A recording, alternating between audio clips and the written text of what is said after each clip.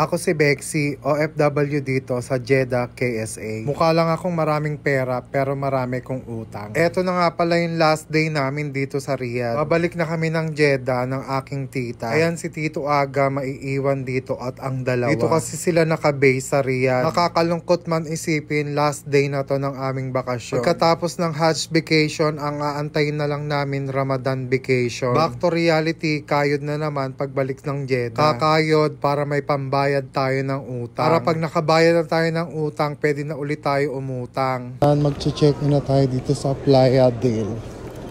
Yan yung check-in counter dito sa Riyadh. So ayan, nakapag-check-in na tayo. We're going back to Jeddah. Iwan na namin tong dalawa na to. Dito na sila sa amo nila dito sa alupistahin na sila ng mga amo nila. Nagantay lang kami ng ilang oras para umakyat sa taas. Masyado kasing napaaga yung aming pag-check-in. Pero hanggang ngayon iniisip ko pa rin, meron pa rin pera si tita, paanong gagawin ko? Noong mga oras na nga yan, nag-iisip na ako ng pagkakagastusan para mabawasan pa yung pera ni tita. Nandito na kami sa loob ng duty free Riyadh International. So pumunta na kami sa gate namin para mag-antay ng eroplano pabalik ng Amerika. Yan ang airport ng Riyadh. Itong New Balance sa airport. Hala, nandito yung gusto kong New Balance. Nakita ko nga yung New Balance store. Parinig ako ng parinig kay tita. Hindi naman ako naririnig. Nagbibingi-bingihan. Pero hindi pa rin ako papayag. Hahanap at hahanap ako ng kanyang pagkakagastusan. Habang nag-iintay nga kami ng eroplano, naghahanap din ako ng pagkakagastusan ni tita. Buti na lang nakita ko yung Burger King, kaya tinanong ko si tita kung nagugutom na siya. At buti na lang talaga, gutom na siya. Syempre, siya ang magbabayad. Boarding na kami, sakay na kami ng airplane. Ayan, tinawag na kami at sasakay na kami ng airplane. Nakita nyo ba yung bit-bit ni tita? Burger King yan.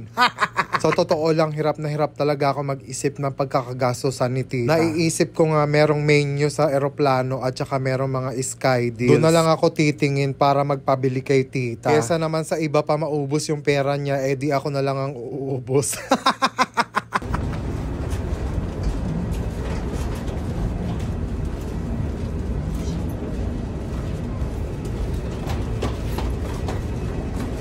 Eto nga at nasa loob na kami ng eroplano at hinahanap ang aming upuan. Dahil sobrang aga naming nag-check-in, sa buntot tuloy kami na pwesto. Ang hirap mapwesto sa buntot dahil ramdam na ramdam mo talaga yung pag-uga ng eroplano. Parang yung pag-uga sa'yo ng mga kaibigan mo, pag wala ka na rin kwenta. So ayan, nakasakay namin sa airplane. Wait na lang namin yung ibang passenger.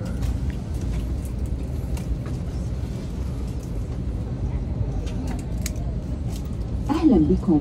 نرجو من حضراتكم الجلوس في مقاعدكم المحددة في بطاقات window seat tayo kasi marami yung bintana. يتمكن بقية المسافرين. At ayan na nga yung mga maleta, kinakarga na. Ayan yung maleta namin na pula, puro tender juicy hotdog ang laman. Dahil pinakyaw ni tita yung hotdog sa Nesto, ititinda niya yan sa Jeddah. Dahil mukhang nauubos na yung pera ni tita, kailangan niya na ulit kumayod. Kailangan niya na ulit kumayod para meron na ulit akong lustahin. Ayan nga at ready na mag-take off ang eroplano. Ito talaga yung pinakaayaw ko sa eroplano, yung pagtaas at yung pagbaba. Parang hinahaluka yung tiyan ko para akong nakasakay sa Ferris wheel.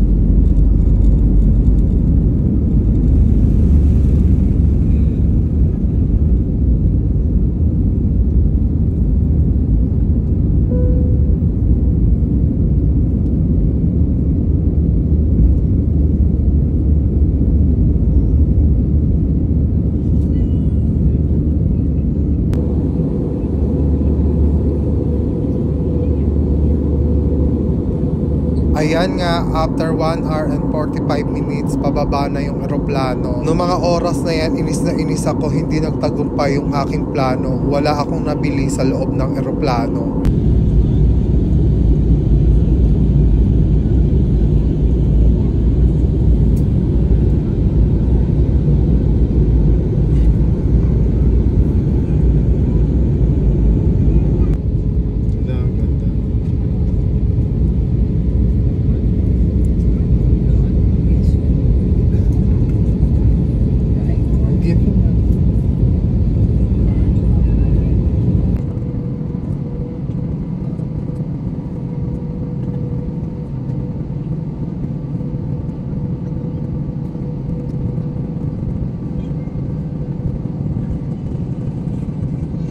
Buti na lang talaga magaling yung aming piloto, hindi mo talaga ramdam yung pagbaba ng eroplano. Hindi kagaya nung pagpunta namin ng Riyadh, talaga naman pong masusuka ka. Pero ngayon pagbalik namin ng Jeddah, very smooth lang ang pagbaba ng airplane. Naantay na lang namin makababa kasi nasa dulo kami ng buntot.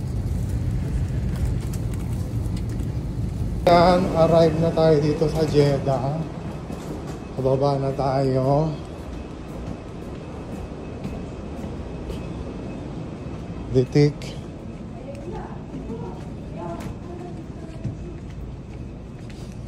So ayan, palabas na tayo ng Jerport.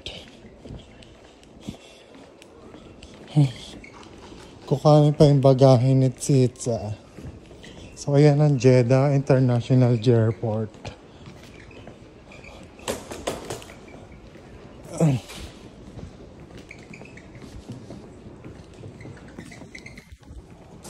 Welcome back to Jeddah KSA. Ayan, kukuha na kami ng baggage claim. Saan si tita? Nawawala na siya. Exit na kami. Palabas na kami ng Jerkas.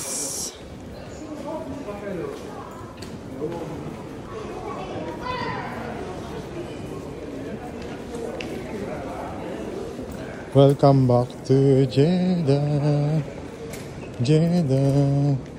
Nung palabas na nga kami, nakita ko meron pala kaming kasabay na ka-wedding gown. Siguro may surprise wedding si Madam. Bibidyohan ko pa sana ng harapan kaso baka maboljak ako. Nundo nga pala kami ni Tita Nessa at Tito Emon. So hanggang dito na lang ulit mga kabeksi. Bukas ulit. Thanks for watching. Please don't forget to follow my page, share and like my videos. Bye!